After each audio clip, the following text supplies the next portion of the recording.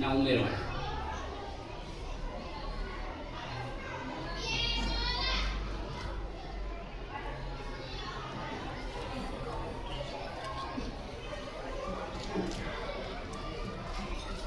ત્યારબાદ આડને નીંદણનો થોડો પાવડર ઉમેરો.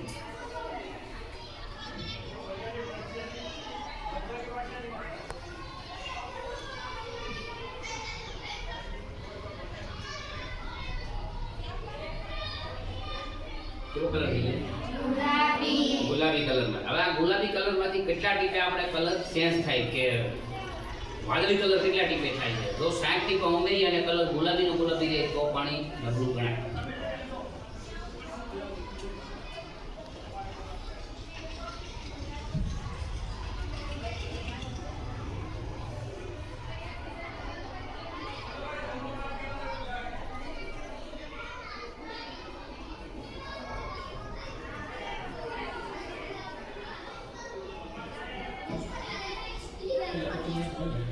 દેખ તો 22 ટીપે કલર બદલી ગયો. આ શક્તિ પણ આ બધા આવી જાય. એ શક્તિ પણ બધું આવી જાય. હવે આની માત્રા 24 × 10 એટલે કેટલી માત્રા થાય?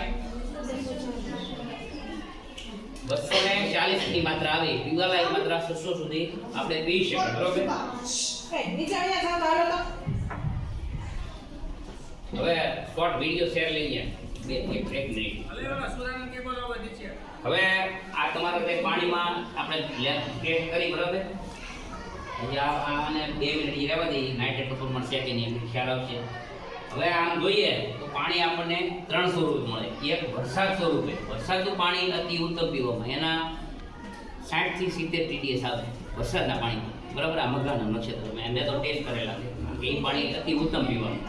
ત્યાર પછીનું પાણી આપણે ભૂજળ એટલે કે ડેમનું પાણી આવે. તમારે ડેમનું પાણી ગામમાં ગ્રામ પંચાયતમાં કૂવાનું પાણી સારું છે એટલે આપણે આવે ખોડિયાર ડેમનું પાણી કદાચ તળમાંથી આવે. હા બરાબર. ત્યાર પછીનું પાણી ત્રીજું પાણી છે આપણે ભૂગર્ભ તળ એટલે ઊંડા તળના પાણી. હવે ઊંડા તળના પાણીમાં કેમિકલની હાજરી નથી. બરાબર? હવે તમારે ઘેરે જે પાણી આવે છે એ નળ કનેક્શનનું આંગળી કૂવો છે નદી કાંઠાનો એ પાણી આવે છે. એ પાણી છે 400 TDS. તમારે નળ કનેક્શનમાં સ્કૂલમાં ઈ જ આવે ને? હા બરાબર.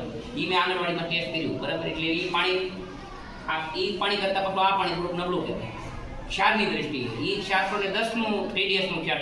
TDS એટલે ટોટલ ડિઝોલ્વ સોલિડ એટલે પાણીમાં રહેલા કુલ દ્રાવ્ય ક્ષારનું પ્રમાણ આમ આપે. આપણે TDS જોઈએ ને આ TDS એનું ફૂલ ફોર્મ આ થાય.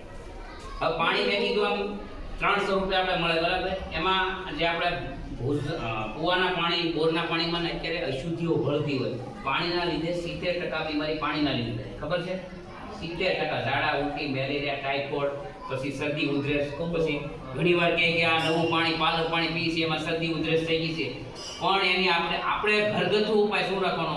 જો આ બેક્ટેરિયાનો નાશ કરવો હોય તો ગ્રામ્ય લેવલે ક્લોરિનેશન આરોગ્યમાંથી દવા નખાતી હોય. બરાબર?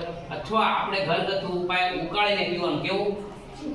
ઉકાળીને પાણી પીવાથી આપણે 70% બીમારી આપણા હાથમાં છે બચાવી કે નથી બચાવી. દરરોજ માટે આશે સંકલ્પ કરવાનો કે ભાઈ અમે દરરોજ માટે ઉકાળીને પાણી પીવું. કારણ કે ગ્રામ્ય લેવલે કૂવાનું પાણી આવે છે. બરાબર? એટલે ખુલ્લો કૂવો એટલે એમાં બેક્ટેરિયા ભળતા હોય. બરાબર? એટલે બેક્ટેરિયાને નાશ કરવા ફક્ત ને ફક્ત ઉકાળવું પડે અથવા ક્લોરિનેશન કરવું પડે.